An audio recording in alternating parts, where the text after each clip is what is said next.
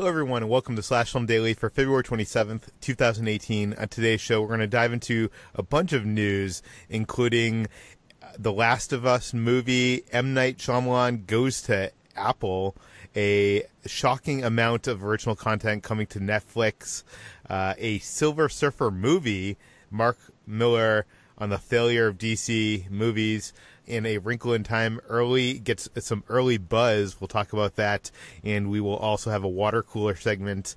This is Peter Sciretta, and joining me on today's podcast is Slash Film Weekend Editor, Brad Oman. Hey, that's me. And Slash Film Senior Writer, Ben Pearson. Hey, what's going on? Slash Film Writer, Hoai-Tran. Hey, everyone. And Chris, Evangelista. Hi. Okay, let's get into the water cooler, guys. Okay, guys, before we get into the news, let's join me by this virtual water cooler over here in the corner to talk about what we've been up to. Ben, I heard that you were up to some interesting things over the weekend. Yeah, last Thursday night, I actually had the chance to attend the world premiere of a new show on USA called Unsolved. I have no idea how I got on this press list because I don't really watch any TV shows on USA, but apparently I'm on somebody's list somewhere in some PR firm, and they sent me an invite, and they're like, hey, do you want to go to the world premiere of Unsolved, which is an anthology series. It's a true crime series, and the first season is all about basically the murders of Tupac and Notorious B.I.G. And they're like, yeah, this is going to be held at the Avalon Theater in Hollywood, which is walking distance from my apartment. So I was like, yeah, sure, I'll go to that. Why not? I have never heard of this show before. I don't know a damn thing about it, but sure, I'll wander over and check this out. And the show, I mean, it's a USA show, so you can kind of feel that in the production value and everything. But it's like relatively well acted. Josh Duhamel and Jimmy Simpson play cops in the show. And it's interesting because it's sort of it's like True Detective in the way that it's laid out in structure. So Josh Duhamel plays a cop in the modern times in I don't remember exactly what year. Maybe it's like 2006 or something like that. And then he's tasked with solving the murders of Tupac and Biggie, basically, and he has to reopen the investigation. And Bokeem Woodbine is in it as well, so he sort of gets roped in with Josh Duhamel's character, and they try to siphon through all these facts and all and speculation and all this craziness about what actually happened to Tupac and Biggie, these obviously like monumental rappers of the 90s. And then the Jimmy Simpson plotline actually takes place during like 1996 or the mid 90s, right around the time that these two were killed. And so he plays a cop on the LAPD who is trying to decide whether or not the LAPD actually had something to do with their murders. There's a ton of conspiracy theories about what actually happened to both of these guys. And I'm not sure how the show is going to, where it's going to ultimately come down on this. I know that the series is based on a book that was written by the lead investigator of the case. So I don't know if he has some dynamite ending that he's just been waiting to reveal in this book, or if he's going to blow the thing wide open, or if the show is just going to sort of like putter to an end. But it sounds like maybe a cool concept for a show, like an unsolved crimes and each season taking on a different kind of thing. I should also mention that that Busta Rhymes and Bone Thugs and Harmony were both there and performed live after the screening. So that was pretty amazing. And I mean, like, that's one of those things that sort of only happens in Hollywood. Like, you wander down to a world premiere and Busta Rhymes is there rapping on stage 10 feet away from you. So yeah, I just wanted to throw a quick shout out. It's called Unsolved. Season 1 is The Murders of Tupac and the Notorious B.I.G. And that actually premieres on USA tomorrow, February 27th, 2018. Sounds like it's their version of American Crime Story, the FX series. Yeah, and it's from the same director, actually, who won an Emmy for his work on American Crime Story. So it definitely has that vibe to it. I think you're being a little too harsh on USA Network. They've had some good shows recently. They've had obviously Mr. Robot, and Suits is actually surprisingly good. Well, it's not a bad show. It's just that you can tell that they're limited on a budget level. It sort of feels like a lower, but they don't have $100 million to make the show. That's all I meant by that. Yeah. Totally. Brad, what have you been up to? Well, today I decided to go out for my lunch and be unhealthy and get some McDonald's, but with a very specific goal in mind, because today McDonald's finally brought back their now famous Szechuan sauce, which Rick and Morty made such a big deal about in the third season premiere last April. And McDonald's brought some of it back last fall in this big limited promotion where they were supposed to have some sauce available at select McDonald's locations. But because Rick and Morty fans are apparently larger in numbers than McDonald's had anticipated, it was a huge clusterfuck, and that basically didn't have enough sauce, and fans were pissed, and there were even some cops called at various locations because of how mad they were. And so McDonald's was like, "Our bad, sorry about that, but we promise we'll bring it back in plenty of supply sometime before winter is over." And getting in just under the wire, today they finally brought it back officially at McDonald's all across the United States. So if you want some Szechuan sauce, you can go to McDonald's and get some chicken nuggets and ask for the Szechuan sauce, and they'll give it to you. So I got that today, and it's pretty tasty. It's basically soy sauce with a little bit of honey in it. It has a little bit of sweetness with the saltiness. I had never tried the original version when it was out in 1998 with the Mulan cross promotion, so I don't have a basis for comparison. But I had it with some chicken nuggets today, and it was pretty tasty. I have also not had that yet, so maybe I'll have to check that out one of these days when I'm cheating on my diet. But hey, by the way, real quick too, because I know we're spending most of this podcast talking about Annihilation. Real quick, I think that we should take some time to acknowledge the other major release this past weekend, because I also saw it, which is Game Night, and I just want to make sure that if you are on the fence about seeing it, you should go out of your way to see it, because it is surprisingly great. A smart script, very fun, very entertaining, and more exciting than some blockbuster action movies. I also saw Game Night because of Movie Pass. It was a film I wanted to see because I'm a big tabletop gamer. Although in this movie, people are playing the game of life at game nights. I just don't understand. I don't think anybody's actually doing that in reality. Even general people in Midwest.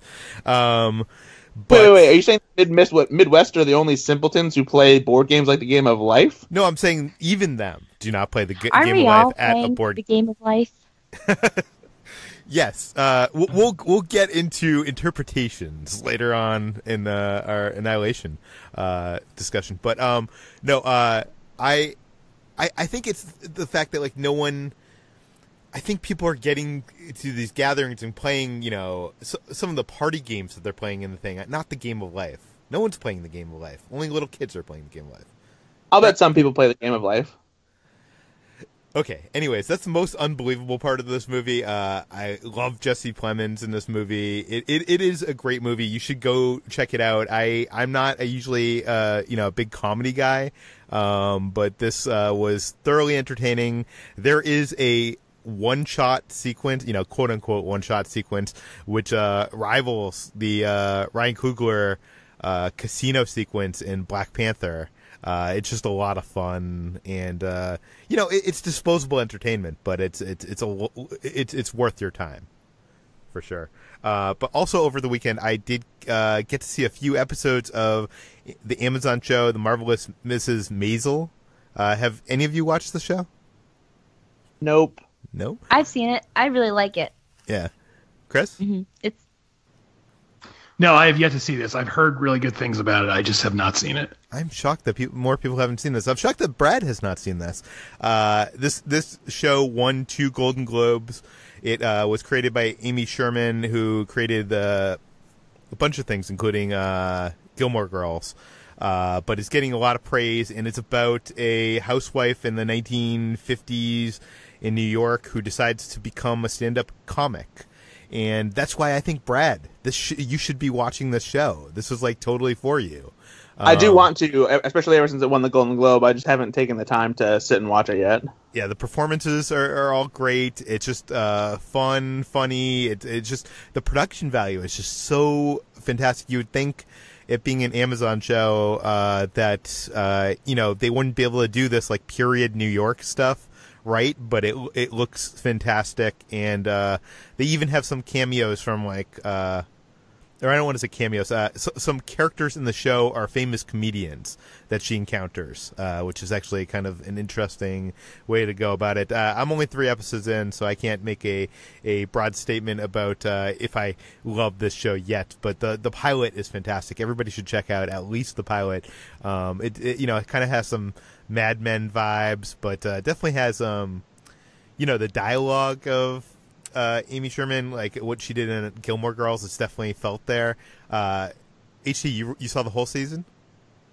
Yes, I've seen the whole season. I really like it. It does start off a little bit sluggish because the pilot is so good and it's so fast paced and zippy, but then they have to slow it down for another, I think, 8 episodes. So then the middle gets a little bit slow, but it's really fun. I really like the characters, and the dialogue is so fast paced and very snappy in the vein of Amy Sherman Palladino.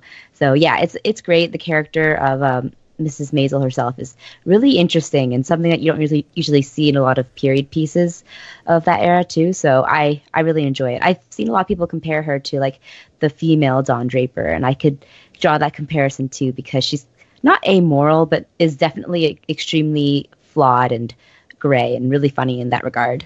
Yeah, and I love the wackiness of the father. I don't know. It's just, you should check it out, especially you, Brad. HT, it's your birthday today. It is. Happy it's birthday. My birthday Happy today. HT. Happy birthday! Thanks. Yeah, I turned 26 today, and I celebrated a little bit over the weekend, but not too much because I'm a little sick. So I only went to a nice brunch with my mom at this place called Fiola Mare in Georgetown, which is where they filmed The Exorcist, so that's cool. So we just went there, and I got free champagne, and we went to see Annihilation. So it was a nice time. I really like Annihilation, and that'll be a good way to dive into the rest of the conversation, of course, after Chris speaks his part. But yeah, pretty low-key birthday. Nothing much to celebrate because 26 is the year that you get off your parents' healthcare, so that's always really fun too. Oh, so, really? yeah. 26? I didn't realize it was that late. Crazy. Yeah, it's up until 26 per Obamacare now. Oh, okay. Cool. Chris, what have you been up to? So Hulu added ER, the entire series of ER, to their streaming lineup. And Hulu was the one service I did not have. And my wife and I, we were out of shows to watch. So I said, screw it. I'm going to bite the bullet. I'm going to sign up for Hulu. And we did. So we've been plowing through ER, and it's great. I only saw bits and pieces of ER when it originally aired in the 90s, which feels hundreds of years ago now, but is a little less than that. But are the early episodes presented in standard definition? It's filling up my whole screen, so I haven't been able to tell. I'm pretty sure they are cropping here and there, but it's not noticeable. But beyond that, the show holds up. I mean, the fashion and stuff is very 90s, but since it's set in a hospital and they're dealing with hospital stuff, it's not like full of, dated references to pop culture. It's all, medical talk. So it feels really current. It doesn't feel as dated as I thought it might. And I'm really enjoying watching it. See, I wouldn't have pictured you as someone who would want to do a deep dive into ER. Why not? You don't think I'm down with ER? What's that about? I don't know. I don't know. It just it seems like it is more of a I've never seen ER, so I can't make any judgments. But I just feel like ER is like, isn't it like a procedural? It's kind of like a disposable, fun show. It is, but it's really well made, especially for that time when a lot of TV was point and shoot. Like this show, it's constantly moving. The camera is always moving. And I also like a good procedural now and then. I like watching a show where I can, quote unquote, turn off my mind, even though I hate that phrase. But, a lot of stuff I watch for work. So I'm literally watching it to work. And so it's nice to just kick back and watch something that I don't have to take notes during. Yeah, for sure. I keep on putting off diving into West Wing. It's a show I've never seen, but I tried watching it once, and it's in standard definition, and it just bugs the hell out of me to whatever. But those walking talk, steady cam shots. I guess that's probably what you're talking about in ER, of it being kind of more cinematic. It is like that. Yeah. And you should check out West Wing. It's great, and it'll make the 2018 political climate seem even more depressing. So if you're in the mood for that, oh, fun. Okay, so first up in the news, we've been talking about The Last of Us movie. They're making a movie based on the hit video game, The Last of Us. Apparently, one of the creators does not want this video game to actually become a movie. Ben, you wrote this up for the site. What do we know? Yeah, so Neil Druckmann, who is the writer and co-director of the 2013 video game The Last of Us, actually was brought on to write the screenplay for a movie version. And at this year's DICE Summit in Las Vegas, he was actually interviewed by 10 Cloverfield Lane director Dan Trachtenberg on a stage in front of this big crowd, and he was asked to provide some updates on a couple of movie adaptations that Naughty Dog, the company that he works for, has in the works. So one of those is an Uncharted movie, which we know is still in the process of getting made, and the other one is The Last of Us movie, and his response to a question about an update there was pretty fascinating. He said, "I worked on the script for The Last of Us film, which was a direct adaptation, and now having some separation from it, I look back and I'm like, I don't want that movie to be made. Maybe there's something that could be done in that world, either focusing on the characters or some other time. But for me, and I know for Naughty Dog and for a lot of our fans, Nolan North is Nathan Drake, Ashley Johnson is Ellie, Troy Baker is Joel. Those are some of the characters in those games. And it would be very disorienting to see someone else in that role."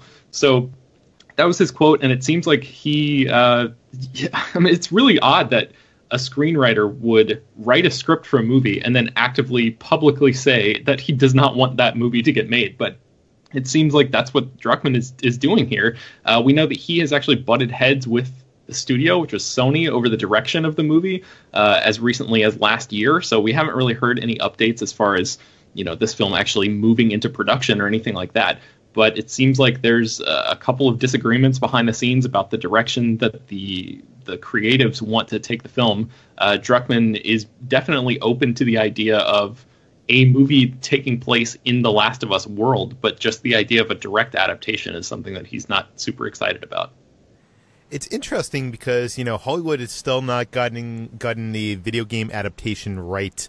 And maybe it is because, most of the stories that are in these video games are kind of, products of those mediums. And, when you kind of distill them down to, an hour and 45 minutes on a big screen, you're basically just getting like the Cliff Notes version of that story. I don't know. I'm wondering who's going to crack this video game movie adaptation, problem, and how are they going to crack it? But let's move on to their next story, and that is that M. Night Shyamalan will be creating a new TV series for Apple. Chris, you wrote this up for the site. What do we know? Yeah, so Apple is trying to get in on that, that sweet streaming action that, Netflix has cornered the market there, but Apple wants in on it too. So they've been hiring a bunch of big names to help create original content for whatever their streaming platform is going to be. And now they've hired M. Night Shyamalan will create a thriller TV series. There's no details on what it's going to be about. It's going to be 10 episodes long. Each episode is going to be a half hour. And he is going to direct the first episode. Beyond that, we don't really know what it's going to be. But this is just yet another title in Apple's growing original content. Now, does it seem, Chris, you've been kind of following this, and HT, I know you have been as well. Does it seem like Apple is doing things differently than what Netflix and Hulu and Amazon are doing? I mean, they're certainly attracting really big names. It seems like Apple has been getting the biggest names yet. I mean, they have Amazing Stories, which is going to have Steven Spielberg as an executive producer. they're going to have a series with Jennifer Aniston or Reese Witherspoon. These are really, quote unquote big names, whereas, Netflix attracts big names too, but they're not quite as big. So I don't know if it's because Apple has more money, maybe that's why they're able to get bigger people. But beyond that, it's really not clear. I mean, we still don't even know what their streaming service is going to be. Like if it's going to be a whole new app or if it's going to be via iTunes, it's still, the details aren't really solid yet. So it's a little too early to tell. And I still find it strange that, we're moving into this next evolution of TV and, we're still sticking to let's do a 10-episode order of a half an hour shows. Like what, we're no longer programming things in half an hour or 1 hour blocks on a TV schedule with advertising. Why don't we move, this visual storytelling to a next evolution of whatever it's going to be. And I don't know what that is. I know shows like the OA have done variable show lengths. Why put something in a container that it was made for a different time. But I'm wondering if Apple is going to do anything differently. It looks like they're kind of just following the status quo. But let's move on to Netflix. Today news broke that Netflix is going to release 700 original movies and TV shows this year. HT, that has to be a wrong number, right? Nope, you heard that right. So that number comes from Netflix CFO David Wells, who was speaking at the Morgan Stanley Technology, Media and Telecom Conference. This is, it sounds a little bit implausible, but it actually is somewhat in line with the rapidly escalating rate that Netflix has been producing and acquiring original content since 2016. So in 2016, they spent upwards of $3 billion for an estimated 126 TV shows and various other films and comedy specials. We don't know the exact number for that. And then in 2017, they spent upwards of $6 billion. And we know that in March of this year, they debuted a total of 54 original TV shows and movies just in March alone. So adding that all together, I'm not going to do the math for you because math is not my strong suit. That's why I'm not a mathematician. It comes to about 600 or 700 original films and TV series. And that includes comedy specials. Comedy specials, shorts, other such things, documentaries. And it's more, they spent $8 billion on 2018 original content, which is more than any streaming service has spent on non-sports content and far more than any traditional TV media companies, according to Recode. So Netflix is in it to win it. They, like Chris said earlier, they've cornered this market and they're not letting go. Okay, so we spent an hour and a half in our virtual newsroom trying to get to the bottom of this because we didn't believe this number, but we came to the realization that Netflix released 54 original TV shows and movies in March, or I guess next month. 54 in that month alone. So that kind of adds up to that 700 number. With Netflix only growing bigger and bigger, they're spending $8 billion in content this year. Next year, I'm assuming they're probably going to go up another 2 or 3 billion as they have been. So that's going to be 10 or 11 billion. That'll be 1,000 new original programs and movies. At what point does that become too much for anybody to watch? Brad, do you have the time for this? Gosh, I mean, I'm using my abacus here, but I'm coming up short. No, I mean, at the end of the day, there's a lot of content being produced, sure, but it's different strokes for different folks, kinds of things. No one's gonna sit and try and watch everything that they're churning out. You're gonna find what you like and what fits. Netflix is churning out anything and everything now, from talk shows to reality programming to documentaries, comedy specials, all that stuff. So plenty of people don't give a damn about reality TV. Some people don't really dig watching a bunch of stand-up specials. So it's really just about producing the most amount of content to make the most amount of people happy. Yeah, and if you look at the numbers, I know I don't want to bother HT with the math, but if you divide 700 by 2, that's 350, which is almost the amount of days there are in a year, which means that if I'm doing my math correctly, they are releasing, on average, 2 new original productions a day.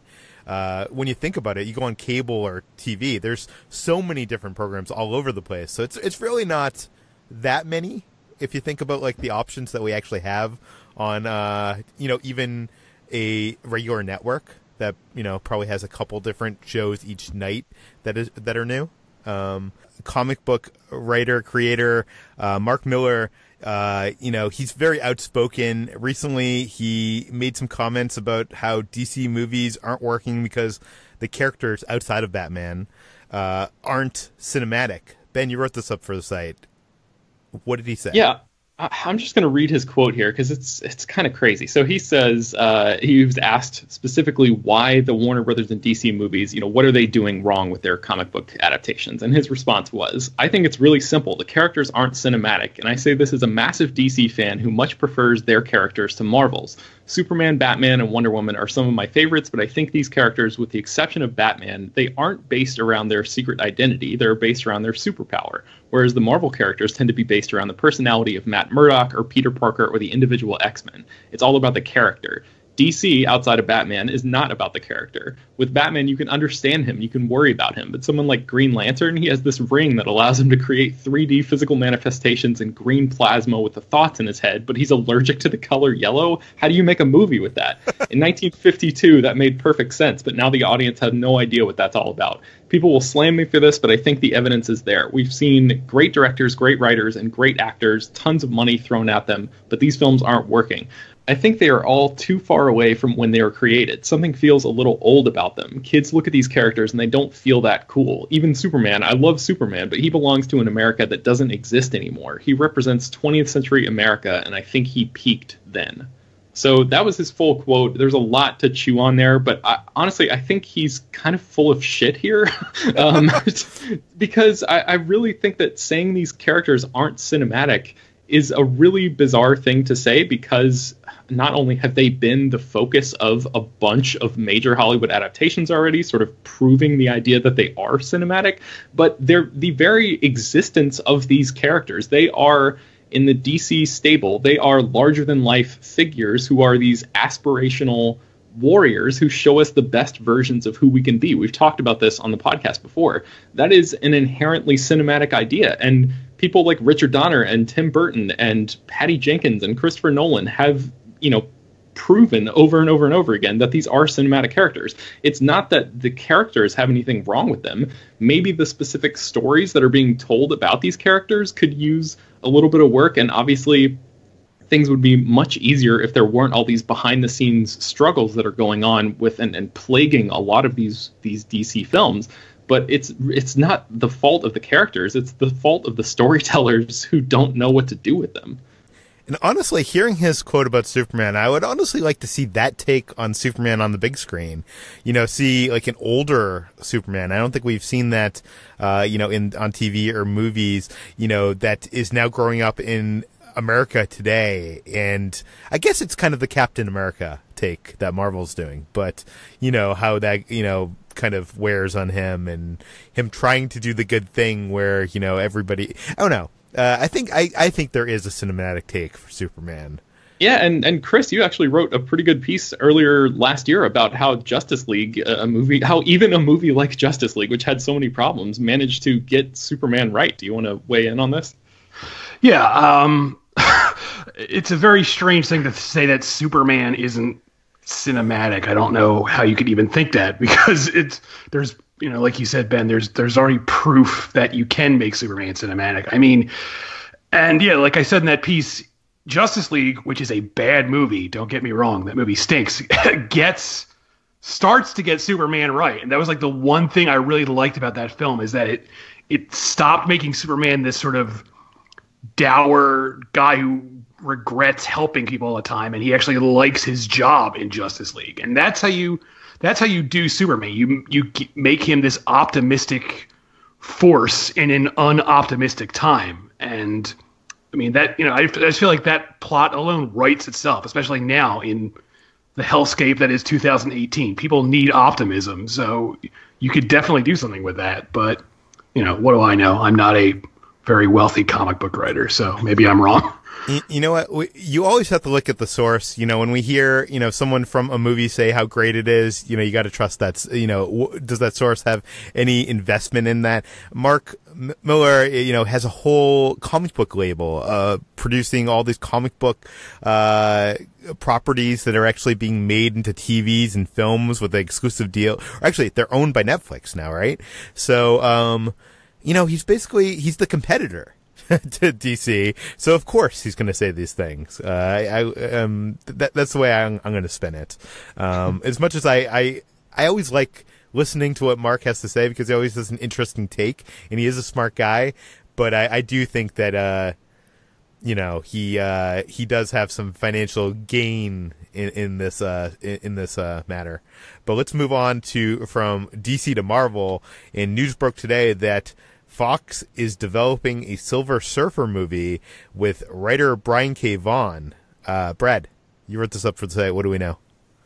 Indeed. Despite the fact that Fox is in the throes of potentially being purchased by Disney, a deal that is still in the midst of being finalized and worked upon, it appears 20th Century Fox is not holding anything back when it comes to developing any Marvel Comics properties for the big screen. And that includes spinning off the Silver Surfer character who originated in Fantastic Four comics into his own movie.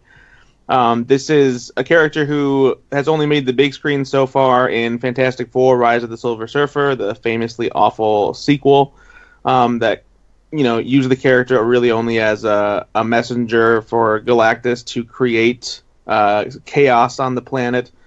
And now it seems like the character might get his due diligence on the big screen with a movie written by comic writer Brian K. Vaughan. He's a very respected comic writer. He's been behind hits like Runaways, Why the Last Man, most recently Saga. He's also good on the TV side of things. He worked on Lost and Under the Dome. He's very much a favorite writer among geek fans. So having him tackle a property like this is fairly interesting, but at the same time, I'm just not really sure that a Silver Surfer is like the best thing for Fox to do to expand their character roster of Marvel movies, especially when they haven't even gotten Fantastic Four right yet. I'm not saying Silver Surfer necessarily needs Fantastic Four to survive, but introducing a character like this who is still relatively obscure when it comes to general audiences, I don't know, I just feel like it requires a bit more of a introduction that makes more sense, if you will. But, like I said, with somebody like Brian K. Vaughan on board, maybe there's a chance this could work. At the very least, it can't be worse than how he was used in Fantastic Four: Rise of the Silver Surfer. So, yeah, it does kind of seem almost like doing a Venom movie with Spider-Man. But Silver Surfer was a huge, iconic comic book character in the 90s, I think. But I don't think, our own Jacob Hall said that apparently there's a recent comic book run that looks like it's around 2014 that was really good. I guess it was written by Dan Slott, and it follows Silver Surfer and as he meets a woman from Earth, and I guess they traverse the galaxy together and go on adventures. Apparently, he told me that he said it's a really good run for that character, so maybe there's an interesting story to be told there. I don't know. I'm just now hearing Mark Millar's voice in my head telling me how Silver Surfer is not a cinematic character, and I'm finding myself agreeing with him. But I love Brian K. Vaughan. So see, when I hear Mark Millar's voice in my head, I just get annoyed because I want Mark Millar to shut up. Okay, let's move on to our last and final story, and that is A Wrinkle in Time screened for junket press last week and this week, and the first early buzz came as the world premiere happened. HT, please tell me it's good. I'm afraid not, Peter, which is something that's ultimately super disappointing for me too, because I've been looking forward to this film for years now, and apparently it's a really lavish, really visually stunning film, but the story itself is doesn't quite hit the mark. So a lot of the reactions that we're getting that are positive are actually from industry insiders, which is really interesting. And only a couple positive reactions come from critics. One from the Black Girl Nerds founder Jamie Broadnax, who says the visual effects were groundbreaking, and I love the performances from these actors. Kids and adults will love and appreciate this film. But the critics have actually remained somewhat silent in regards to this movie. The social media embargo broke last night, and there's been almost radio silence from a lot of film critics on Twitter, which is a little strange for a major Disney release like this. But a couple of things that we've heard from critics are pretty negative. One from Connor Schwertfeger from Cinema Blend he says that Wrinkle in Time is visually ambitious and very, very faithful to the source material, but it's all over the place and doesn't quite land the themes of the books. And Chris Pine, he says, is a standout, and Ava DuVernay deserves credit for what she does, but the novel itself was nearly unfilmable. So we're getting mixed reactions at best and sort of negative, depressing reactions at worst. So it's a little bit unfortunate. We don't know what the actual reviews are saying yet. That doesn't hit until March 7th, which is 2 days before the film's release. But and apparently, I've heard that some people from press junkets are being told to not release their social media reactions. So I think that's a little confusing as well. I think Ben went to a junket, but was told not to release his reaction. Yeah, it was weird. When we saw the screening, because I got to interview Jennifer Lee, who wrote the movie, and Gugu Mbatha Raw, who plays Meg Murray's mother in the film, and they told us that basically that we weren't allowed to tweet any reactions about the movie. We could say that we saw it and that was it. And then they mentioned that the review embargo date was, like HT said, a couple days before the film came out. But then all of a sudden I saw a couple people, break this social media embargo late last night. So I'm not sure if there were different rules for different people. Maybe the people who saw the world premiere could say something and other people can't. I still don't really know exactly what I am and am not allowed to say about the movie, but I guess because some opinions are already out there, I'm kind of okay with giving you guys like some loose thoughts about the film. I am not crazy about the book, but I think this movie does about as good a job as possible in adapting the book, and I think the idea that it's sort of unfilmable is a pretty fair criticism. There's a lot going on here, and I think the performances are almost all across the board really, really good. Storm Reed is really great. She's the young black actress who plays the heroine, Meg Murray. I was not crazy about Reese Witherspoon. She was like the one person in the whole cast that I wasn't really a fan of. And then also this character, Charles Wallace, who's the younger brother of the main girl, is one of the most annoying characters I've come across in literary history. He's like one of these savant children who's way more mature than, he's like 5 years old or something, but he speaks, as if he's 35, and it's just a super annoying trope that you've seen over and over again. It definitely was not as big of a deal in the novel because that came out in like 1962 or something, so that had not been established as much. But this movie, it's visually, there's a lot going on, and Ava DuVernay does a really great job with what she has, but I just don't think that this one does sort of miss the mark, unfortunately. That is so disappointing, and it's also disappointing that obviously you were told not to do, there was this weird confusion with the social embargo, but it seems like a lot of critics are being quiet that probably weren't told. I don't know. Maybe I'm just assuming. Maybe I'm being cynical here, and people want this movie and want Ava to do well, and maybe I'm thinking that they're being quiet because they don't want to say bad things. It could be. There's a lot riding on this movie. It's, Ava DuVernay is the first black woman to have, or first woman, period, I think, to have a budget that's over $100 million. So yeah, it's one of those movies that you really hope does well and performs well. So it sort of reinforces the idea that women can direct big budget movies. It's one of those movies like Ghostbusters a couple years ago where it's like, there's more on this movie than just the film itself, from a cultural perspective. So yeah, it's unfortunate that the film is not terrific. I mean, it's fine. It's okay. I would not call it a bad movie. But it doesn't shine in the way that I think it could. Okay, well, we will hear more from you later when you're allowed to talk about it in a greater depth. But that does it for today's edition of Slash Film Daily. HT, where can people find more of your work online?